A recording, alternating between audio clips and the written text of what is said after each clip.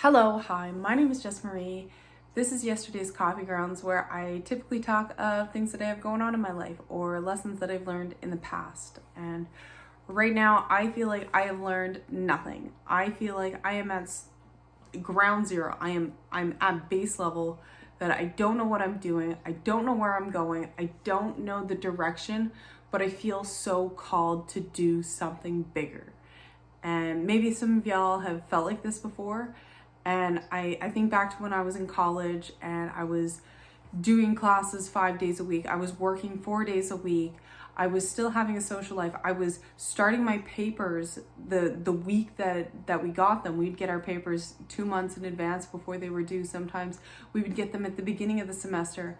I would start my papers and do a little bit each day and assess how much did I need to do to every day to get just that little bit right. I was exercising 4 to 5 days a week. I was eating the best that I could for the budget that I had. Like, I felt like I was doing all the right things. And I'm like, I have no idea where this is going to get me or why I'm doing all these things, because a lot of the career paths I wanted to do with my diploma, I didn't eventually end up doing. I'm glad that I did it. My diploma is in human kinetics, which is a diploma basically of kinesiology. Health and wellness of the body, how to move the body properly, how to take care of the body and wellness of the body. And we learned all kinds of stuff in this course, and it was amazing. And I'm glad that I did that, because without that knowledge, without that discipline, I wouldn't be who I am today because of it. And I wouldn't have all these tools for when I graduated college and kind of went into a drinking, partying phase, smoking cigarettes, not taking care of myself, and then now this whole rebirth of myself, where I'm back at this base level where I don't know what I'm doing. I feel like I have so many different options of what I can do and what I want to do, but I don't know where to start. And I've inquired about doing online courses, and I've thought about doing different herb courses, but then also thinking of the economy that we're in right now, that most people, if I do a good study of herbs, that it may not become to my benefit to spend money on that, when I can spend money on learning about local healing herbs and things that I can forage myself, and where to find certain things that I might just do it on my own, do it with my son, because that's an activity we can go out and do together. So I'm still back at this place of, now I'm exercising consistently. I try to do 90 minutes of moderate to vigorous physical activity in a week. 90 minutes, that's not too bad. That's half an hour for 3 days. Like, it's not that bad. I'm trying to eat well. I'm trying to make sure my son is eating well. I'm trying to make sure that we get out and have fresh air every day. And I'm trying to still be creative with him and try to do an art project every day or every other day. And then I get distracted with housework and all this kind of stuff, all these life things that I feel like I'm almost overwhelming my system, where I'm waking up. I actually spent 2 days sleeping in because I really needed it, because I've been waking up at 6:30 to be able to get in my journal writing, to get in my cup of coffee, to get in my morning poo, to get in my reading, to get in my physical activity, and to film a YouTube video and do all these things that I want to do. And then I just get so tired and burnt out. And then I'm like, what am I doing? Like, it's not going anywhere. But I have this feeling, I have this urge, I have this calling. And I trust that. I trust that so much. I'm trusting what I feel, and based on my writings in my journals.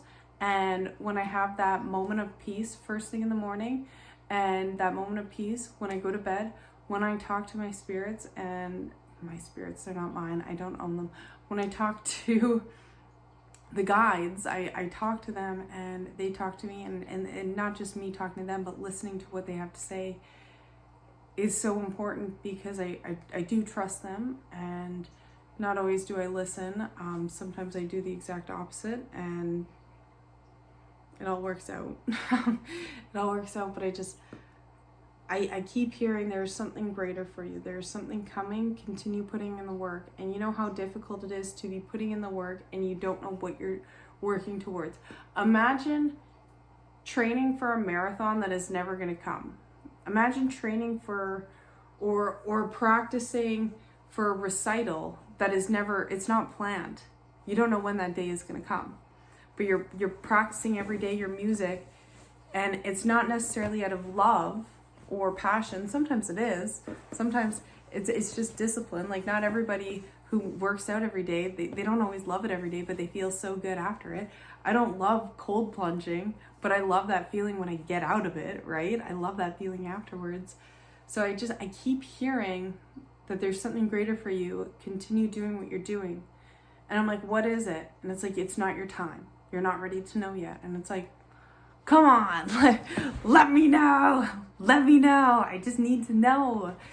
And so I'm trying to be graceful with myself. And also, one thing that I've been doing a lot lately, the past 4 days, is I've been forgiving a lot and allowing my heart to open and to soften, because I've been very difficult to deal with lately because I have so much going on. And honestly, I need a good cry. I need to go out somewhere, listen to a certain genre of music, and I need a good cry. I need to get high energy, burn off all that energy, and then I need to just have a good cry afterwards and have a song hit me so deep, so emotionally, so personally, that I just cry and have a moment to reflect and feel that emotion, because I know that's in me.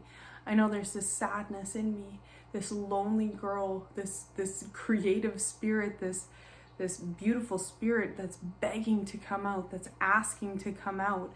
And I don't know how to let her out. I don't know how to express her, and I don't know where that block is. I'm trying so hard to find where that block is in my life. And I don't know how to get over it, because I feel that creative angel inside of me. I feel that little girl inside of me who wants to play and who wants to run and who wants to have messy hair and tears in her jeans. I know who that girl is, and I want to hang out with her more. I want to be that person, as well as somebody who can get put together and wear stilettos and go out strutting. Like, I love being both these people.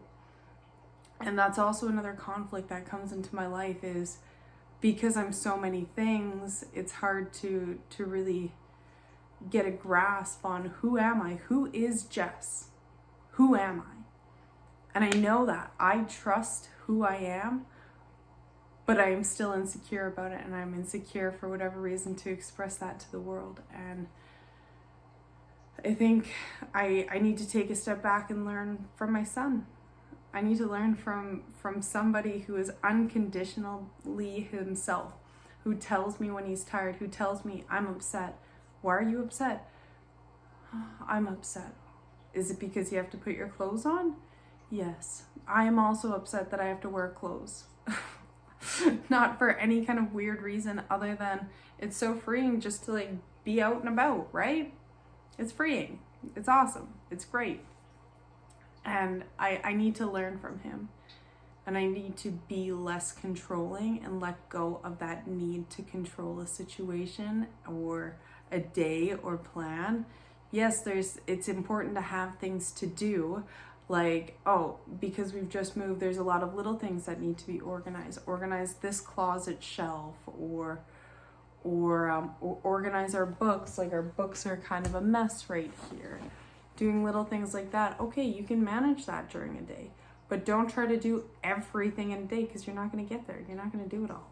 And I trust in what I feel, and I know there's something great awaiting for me, as there is with everybody, but I don't know what it is. And it's really difficult to try to put an effort into something that you don't know what is coming.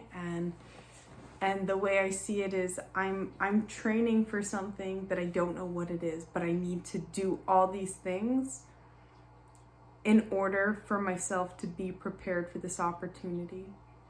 And I don't know what it is. It's this magical surprise, and it could happen 8 months down the road, which is also an annoying part of it, is sometimes we learn stuff, or sometimes we go through something and we don't know why it happened until years later. We don't know why something happened the way it happened until one day it just kind of clicks. You're having a conversation about something completely different, and then it just sparks in your memory, and it's like, wow, come to think of it, I now have time to reflect on this situation and process it through a different lens and through different experience. And now I know why that happened the way that it happened, or what reason it happened, because I am somebody, I give meaning to events that happen in my life.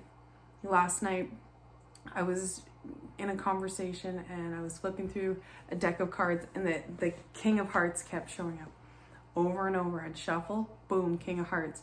I would do like a scatter, like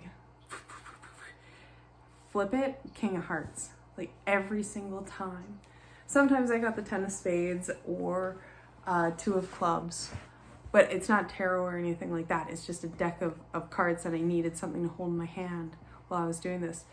And then I played a game of crib, and the King of Clubs kept coming up, and I kept getting it in my hand. And then the person I was playing with, he got all 4 kings in his last hand. And it's just like, I don't know, it was this weird metaphor that I don't know what it means. I don't know, I have no idea what all these kings mean. But for me, symbolically, getting the King of Hearts that many times, and then this person drawing their first card. So when we play crib, you draw to see who the highest card wins. He got King of Clubs, and then I kept getting the King of Clubs, and then he had all 4 kings in his hand. That to me means something. I don't think it's just a coincidence. That's just a me thing. Some people read numbers, some people see things over and over, or hear certain things over and over. To me, it's not just a coincidence. It happens for a reason, and I trust in that. And whatever this King of Hearts is, I trust. Whatever you want to say about it, I trust in that. I trust something is awaiting, and it's going to be filled with love, and it's going to be power. It's going to be this beautiful energy. I trust in Creator. I trust that He made me perfectly, and I trust in who He has brought to me in angel form to speak to me and to follow me and to take care of me and to help push me. And y'all can think whatever you want. We all have our different beliefs. Don't judge me, and I won't judge you unless you were doing something weird to children or animals or sacrificing things that you should not be sacrificing. So that is what I got to say about that. If you made it this far, thank you so much. I don't want to tell you what to do, but I hope you have a wonderful day, evening, whatever time it is for you. Thank you so much. My name is Jess. Bye.